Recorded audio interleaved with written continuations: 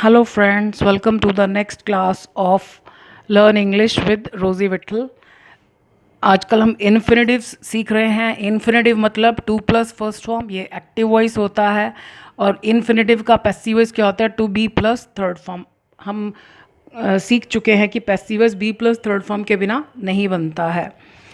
अब after the object passive voice, पिछली video में हमने सीखा after the object active voice.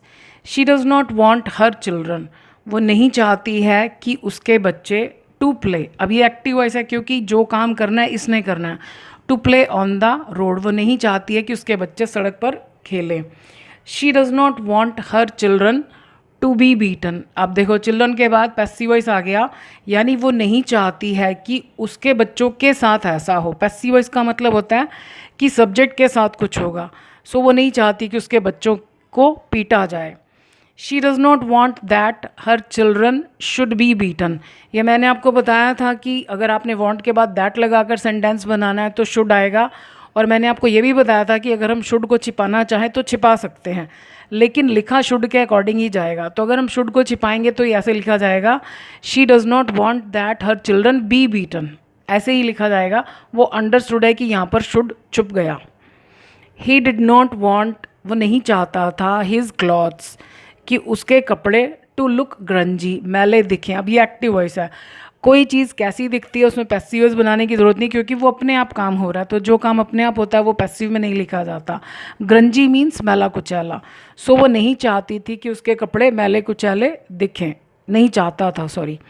He did not want his clothes, वो नहीं चाहता था कि उसके कपड़े to be ironed at home, अब ये काम कपड़ों के साथ हो, क्योंकि ये पैसिव वॉइस है, तो वो नहीं चाहता था कि उसके कपड़े घर पर प्रेस हों।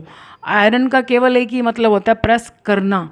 कोई भी वर्ब अगर उसका केवल एक ही मतलब है करना और सेंटेंस में आ रहा है होना, तो पक्की बात है कि वो पैसिव वॉइस है।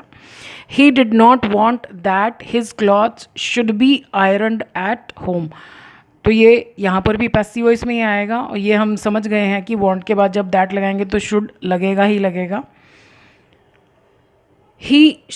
She wants me to study hard, वो चाहती है मी, मुझसे, टू स्टडी हार्ड, कि मैं बहुत मेहनत से पढ़ाई करूँ। कोई भी काम के साथ जब हार्ड लग जाता है तो उसका मतलब उसमें पूरा जोर लगा कर करना, यहाँ पर हम हार्डली नहीं लिख सकते।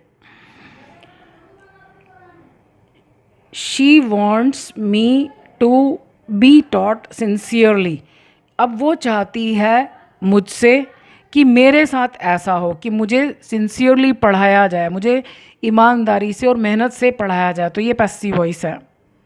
She wants that I should be taught sincerely, so ये भी हमने सीख लिया कि वॉन्ट के बाद दैट लगाएंगे तो शुड लगाना ही लगाना है, और क्योंकि ये पैसिव है तो पैसिव ही रहेगा। वो चाहती है कि मुझे सिंसियरली पढ़ाया जाए। वी वॉन्ट दैम, हम चाहते हैं उनसे क्या, टू बी ऑनेस्ट, कि वो ईमानदार हो। अब ये मॉडल सेंटेंस है, यहाँ पर बी मेन वर्ब है, यहाँ पर क्या था, बी हेल्पिंग वर्ब, ये मेन वर्ब था, बी प्लस थर्ड फॉर्म वो पैसिव वॉइस था, यहाँ पर केवल बी ही वर्ब है, आप चेक कर सकते हैं। वी वॉन्ट दैम, हम टेम्परेरीली दे कर देते हैं, इसका दे आर ऑनेस्ट होता है, तो ये आर ही है, तो टू के बाद फर्स्ट फॉर्म आती है, तो ये बी और आर एक ही चीज़ है।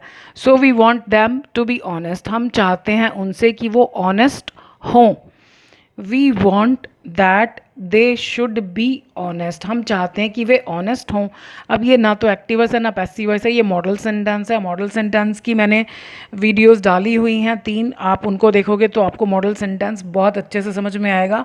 मॉडल सेंटेंस में हम अक्सर गड़बड़ करते हैं, हमको समझ में ही नहीं आता कि बी कब हेल्पिंग वर्ब है कब मेन वर्ब है, तो आप मॉडल सेंटेंसेस की वीडियोस ज़रूर देखिएगा, उससे आपको काफ़ी हेल्प मिलेगी। सो आज के लिए इतना ही। Thank you for watching this video.